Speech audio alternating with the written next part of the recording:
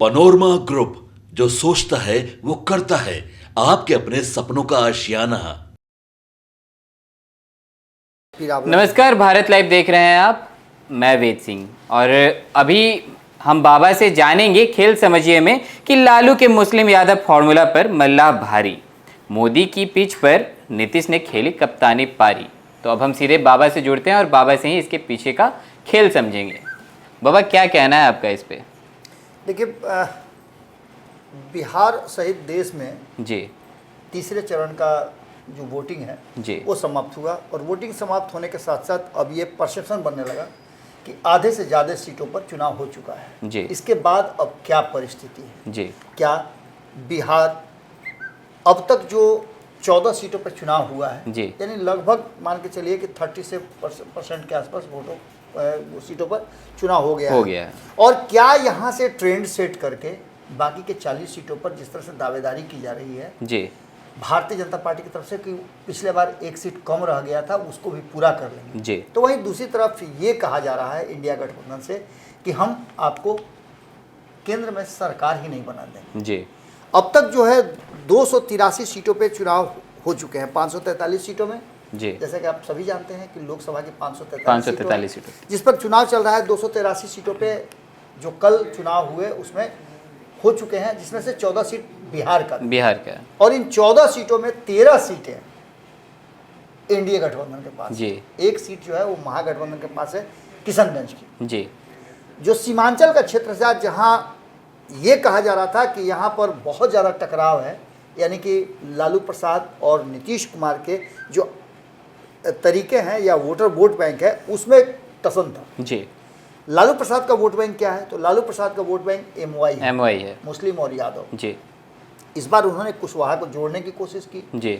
जो कि जहाँ जहाँ कुशवाहा उम्मीदवार है वहाँ हम उम्मीद कर सकते हैं एक अंदाजा के रूप में जो हमने सर्वे भी किया है हमारी टीम जो गई है पब्लिक ओपिनियन ली है उसके हिसाब से आप लोगों ने जो फीडबैक दिया है जी। उसके आधार पर 10 से 20% जो है कुशवाहा वोटर जी जहाँ इन्फ्लुएंस करते हैं और जहाँ उनके उम्मीदवार खड़े हैं जी वहाँ वो इन्फ्लुएंस कर सकते हैं, थोड़ा प्रभाव पड़ा है। लेकिन बाकी के जो 80% लोग हैं जी वो अपने लिए एक सुरक्षित रास्ता खोजते हैं क्योंकि ये वही लोग हैं यही जिनके बुजुर्ग हैं जिनके घर के लोग लगातार खेती बाड़ी जो करते आए हैं और परेशान रहे हैं जिसकी चर्चा अक्सर आपने देखा होगा होती है कि जो सबसे बड़ा वर्ग है ओबीसी में वो यादव समाज और यादव समाज के साथ साथ जो ओबीसी वर्ग है वो उसमें जितनी भी जातियां हैं सेकंड नंबर पे कुशवाहा आते हैं जी। वो कहीं ना कहीं टक्कर लेते रहे हैं और उनके साथ टकराव की स्थिति रही है तो यादव और कुशवाहा को एक मंच पे बड़ा मुश्किल लगता है देखना जी। लेकिन भाई समीकरण है हो सकता है कि मन बदल गया हो लोगों का लेकिन यहाँ अगले समीकरण की तरफ हम अगर चलते हैं तो आपको नजर आया होगा कि नीतीश कुमार को भारतीय जनता पार्टी ने 17 महीने के बाद एक बार फिर से एक्सेप्ट किया। बिल्कुल।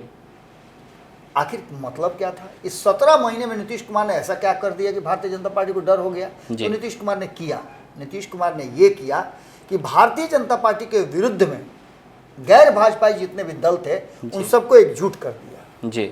और ये डर का कारण बड़ा था। बिल्कुल यही कारण है कि आपने देखा कि जब लोकसभा का अंतिम दिन सत्र चल रहा था उसके बाद चुनाव में जाना था सत्र का अंतिम दिन था उस दिन प्रधानमंत्री नरेंद्र मोदी ने 400 का पार का आंकड़ा दिया जी। उन्होंने एक सूत्र दिया कि 400 के अब की बार 400 के पार।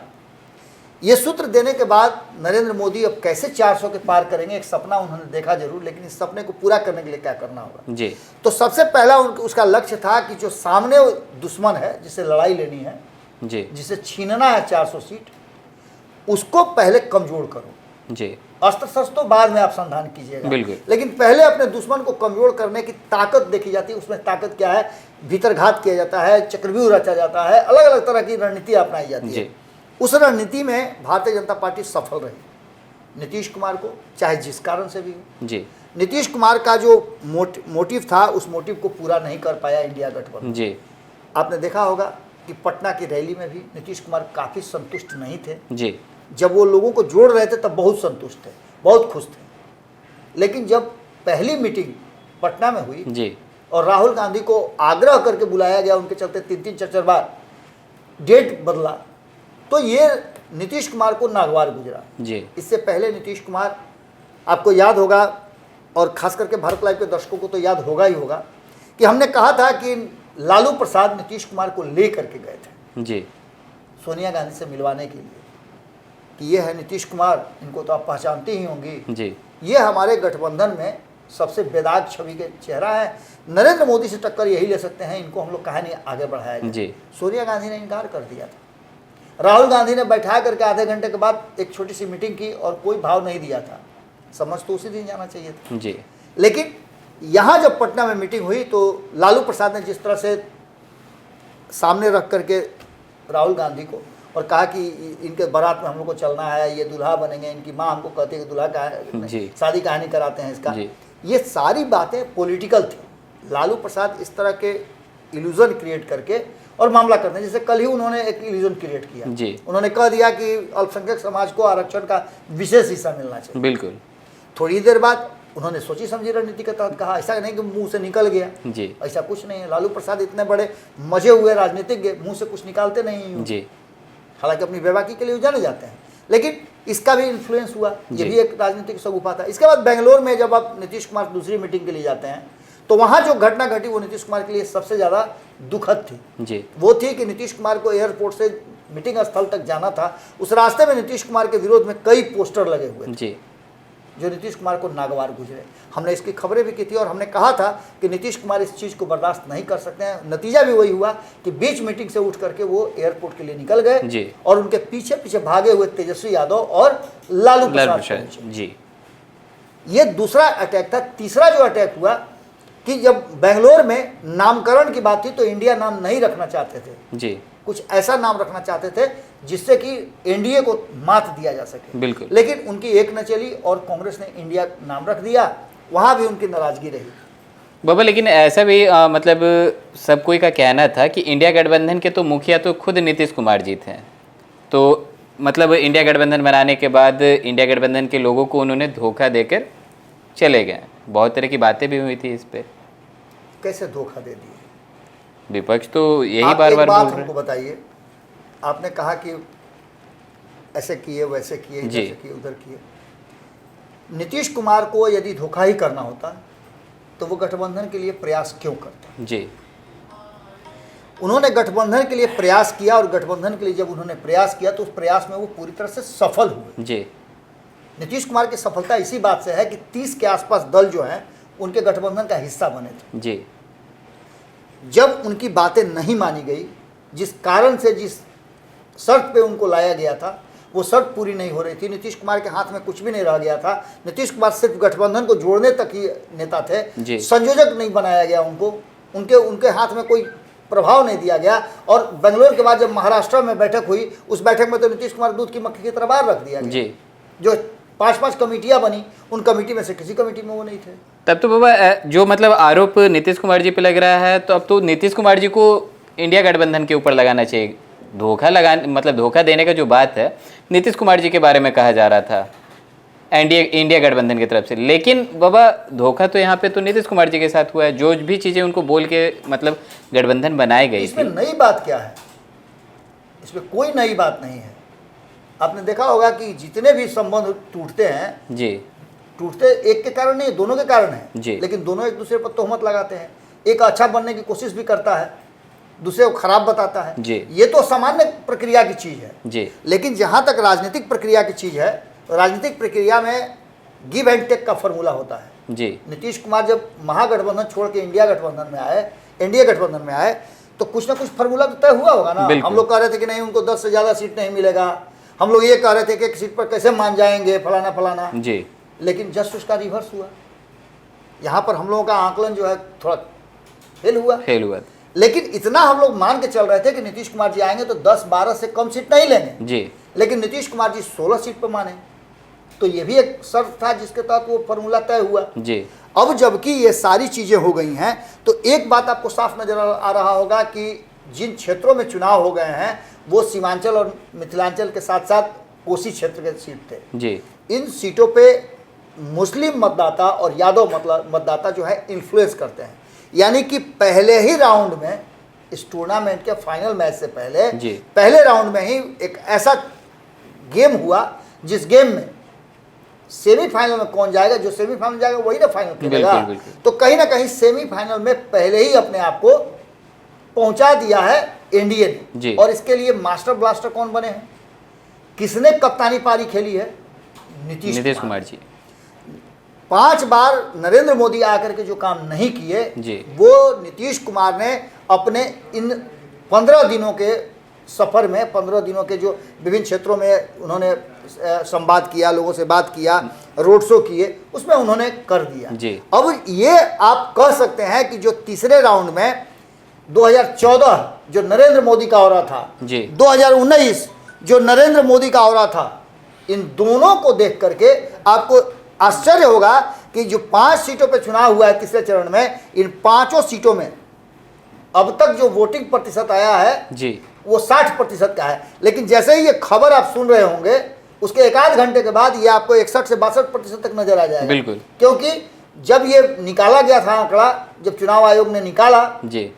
तब वोटिंग का प्रक्रिया जारी था, लोग अभी भी लाइन में लगे हुए थे जी। और पिछले 2 चुनाव से 10% वोट बढ़ने का मतलब आप समझ सकते हैं कि कहीं ना कहीं इस 2 चरणों के बाद जिस तरह से नीतीश कुमार ने कप्तानी पारी खेली है और उन्होंने लालू प्रसाद को बीच रोड पे खड़ा करके जिस तरह से उनके एक एक इंच जी। जगह नहीं छोड़ा है 15 साल के शासन में, तो इसका एक सबसे बड़ा कारण है। जी। जिस तरह से मोदी ने पिच तैयार किया, तो आप जानते हैं ना क्यूरेटर जो पिच तैयार करता है उसका भी बड़ा बहुत मिलजुल के तैयार करना पड़ता है। जी।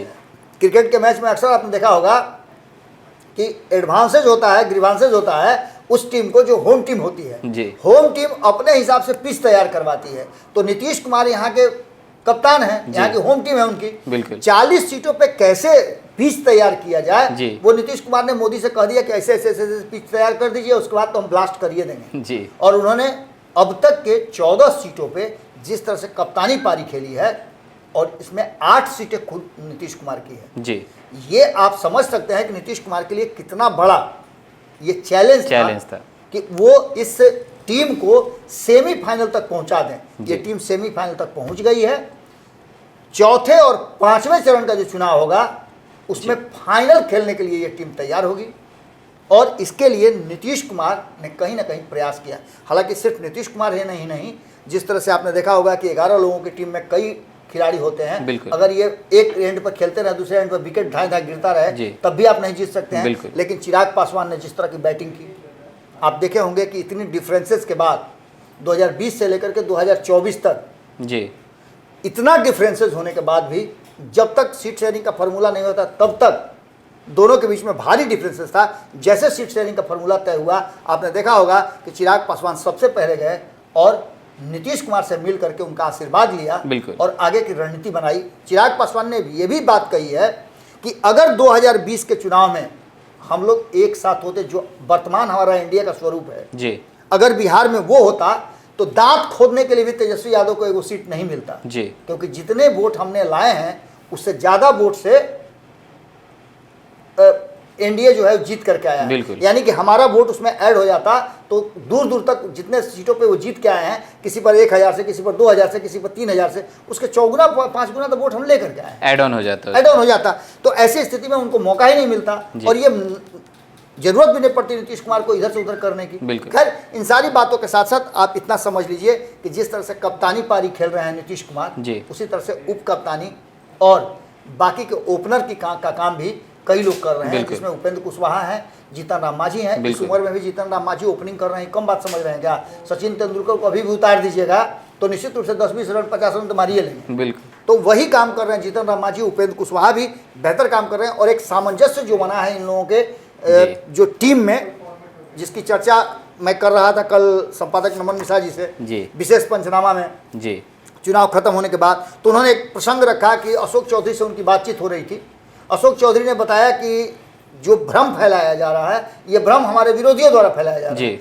आप कहीं भी जाइए, किसी क्षेत्र में जाइए, रैंडम आप जाइए, बिना कुछ बताए जाइए और वहाँ जदयू के कार्यकर्ता से पूछिए, तो अगर वहाँ बीजेपी का या फिर एलजेपी का कोई भी कैंडिडेट खड़ा हो जी। तो आप सीधे सुनिएगा कि नहीं भाई हम इसके लिए काम कर रहे हैं, कहीं कोई कंट्राडिक्शन नहीं है। सारे कार्यकर्ता एकजुट हो गए हैं और जिस जदयू को कहा जा रहा था कि चुनाव बाद समाप्त हो जाएगी जी। वो एक बार फिर से रिवाइवल के दौर में है। और नीतीश कुमार को इसीलिए कहा जाता है कि हमेशा वो राजनीतिक रूप से सफल रहते हैं, सक्षम रहते हैं। और एक बार फिर से उन्होंने कप्तानी पारी खेल करके ये बात साबित कर दिया है जी। कि नरेंद्र मोदी ने क्यों उनको एनडीए में फिर से वापस लेने का मेहनत किया और उसके लिए जमीन तैयार की। जी।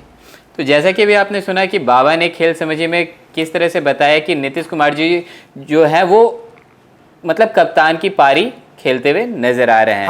हालांकि एक चीज में और है जी कि एमओआई समीकरण को और नीतीश कुमार को खत्म करने की, नीतीश कुमार को चरतरफा घेरने के लिए फील्डिंग जो सजाई गई थी, उस फील्डिंग में आपने देखा होगा शुरू में ही बताया हम कि कुशवाहा समाज के लोगों को फील्डिंग दी गई थी, बिल्कुल। उसके बाद मल्लाह को दी गई थी। और ये जो 5 सीटों पर कल चुनाव खत्म हुआ है, इसमें से झंझारपुर की बात करें, खगड़िया की बात कर लें, मधेपुरा की बात कर लें, सुपौल की बात कर लें, ये सारे सीट जो हैं यहाँ मल्लाह इन्फ्लुएंस करते हैं, उनकी अच्छी खासी संख्या है।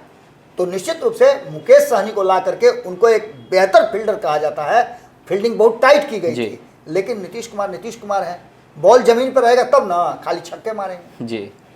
तो अभी आपने देखा कि खेल समझे में बाबा ने साफ तौर पर बता दिया कि किस तरह से नीतीश कुमार जो हैं वो अभी कप्तानी पारी खेल रहे हैं एनडीए के भीतर। तो और भी ऐसे तमाम खबरें देखते रहने के लिए आप बने रहे भारत लाइव के साथ। धन्यवाद। पनोरमा ग्रुप, जो सोचता है वो करता है। अगर ये वीडियो पसंद आई और वह बिहार के राजनीति और बिहारियत से सरोकार रखेनी तो सब्सक्राइब बटन दबा के चैनल के सब्सक्राइब कर ली। ओजे एगो घंटी बा, ओकरा बटन दबा देला से कुल सटीक और मारक खबर रुआ मुफ्त में मिल जाई। अगर रुआ पत्रकारिता के हमनी के नया प्रयोग में सहयोग कर चाहतानी तो ज्वाइन बटन दबा दी। पेटीएम नंबर नोट कर ली 9386816700। धन्यवाद।